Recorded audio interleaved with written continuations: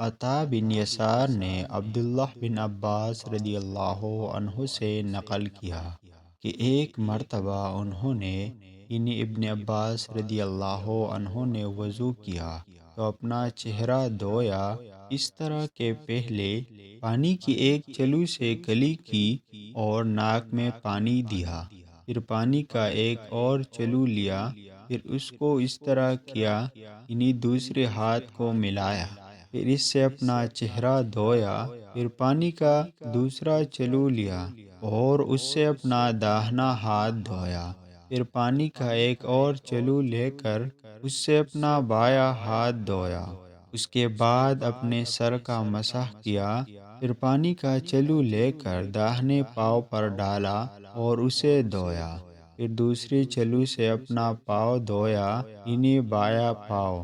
اس کے بعد کہا کہ میں نے رسول اللہ صلی اللہ علیہ وسلم کو اسی طرح وضو کرتے ہوئے دیکھا ہے۔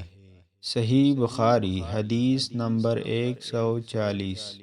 انس رضی اللہ عنہ کہتے تھے کہ رسول اللہ صلی اللہ علیہ وسلم جب قضائے حاجت کے لیے بیت الخلاء میں داخل ہوتے تو یہ دعا پڑھتے: اللہم انی اعوذ بک من الخبث والخبائث۔ اے اللہ، میں ناپاک جنوں اور ناپاک جنیوں سے تیری پناہ مانگتا ہوں۔ صحیح بخاری حدیث نمبر 142۔ ابن عباس رضی اللہ عنہ سے روایت ہے کہ نبی کریم صلی اللہ علیہ وسلم بیت الخلاء میں تشریف لے گئے۔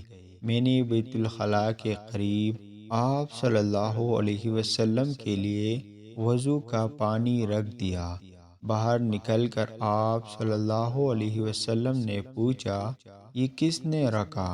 جب آپ صلی اللہ علیہ وسلم کو بتلایا گیا تو آپ نے میرے لیے دعا کی اور فرمایا: اے اللہ، اس کو دین کی سمجھ عطا فرمائی ہو۔ صحیح بخاری حدیث نمبر 143۔